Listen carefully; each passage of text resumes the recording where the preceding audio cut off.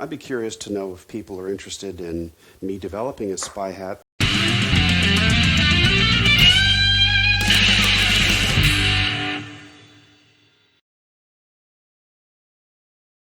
Hello and welcome to My Man the Maker's vlogging channel. Today we're going to do a review of the spy hat that I purchased some time ago online and how it performed, what my impressions are. We're also going to take a look at the footage it produced, and I might discuss in some detail where I plan to use it, although I've already covered that somewhat in a previous video. However, I've had some additional thoughts, and I thought that I might just go over those thoughts with you now. So, the spy hat, as you can see, is a black baseball cap. I've put some pins on the front just to distract from the lens that appears here. The hat's reasonably comfortable, fits okay. You have to wear it fairly low on the head, tilted, well, let's say straight or even a little bit down for this lens to be able to pick up what you're looking at.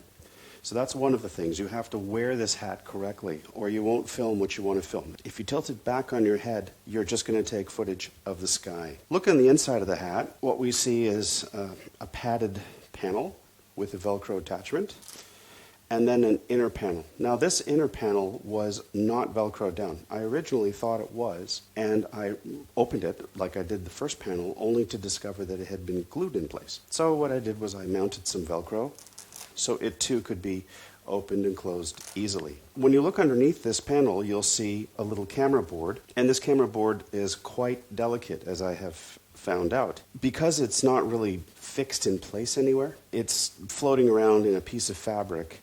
I was a little concerned about the USB connectors, so I put a little tiny 90-degree USB connector. You could think of it almost like an extender, and what I do is I plug the hat in by holding this connector here and plugging the hat into a standard USB camera cable. So that turned out okay. I got a fairly big micro SD card out of an old cell phone, and that's capable of holding a lot of footage. The battery is kind of small on this hat, and what that does is that ends up leaving you with only about 40 minutes of record time total. So one of the things I'm contemplating is upgrading the battery. And the control surface for the camera is here on the bill. There's a power switch, a photo switch, and a video switch. So depending on how you want to use this hat, you turn it on by pressing the power switch, and then you select whatever you're looking for from the lens, be it a still image or taking some video, which is immediately captured to the micro SD card. The one thing that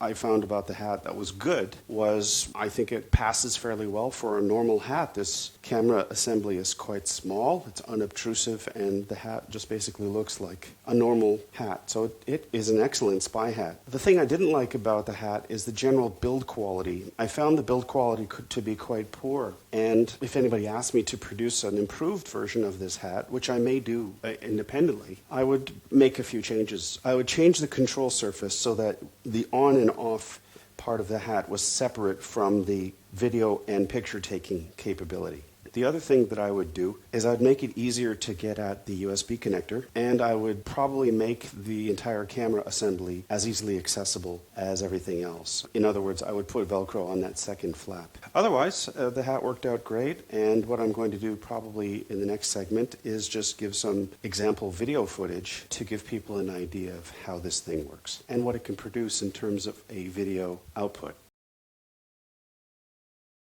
Birthday walk. Styrofoam. You think that person in the tent is planning to stay for the night? that would have made you pretty happy. How are you going to give us the business? We're going to see the shadow dog. Shadow dog. Cute little ears. And the little tail. That is such a Pomeranian cartoon look. You? Here she goes. Shadow dog. Big back shadow dog. The S-dog in action. Never walks in the straight line. Always walks in the big S. So here's some final thoughts about this spy hat. Would I buy one? Yes. Would I buy this one? Yes. But only at the price I paid for it, which was extremely low. Would I buy a hat of this quality at the prices that are currently being listed online? Probably not. I would ask for more. The problem is there isn't really a better quality spy hat out there. They're all being made with this extremely low quality manufacturing. Everything is just being held in place with hot melt glue, and everything is looking a little sketchy. So this, I think, is a bit of an opportunity for maybe making a better quality spy hat. I'd be curious to know if people are interested in me developing a spy hat that's as unobtrusive as this one, but of better quality and maybe a little more functionality. If you are interested, let me know.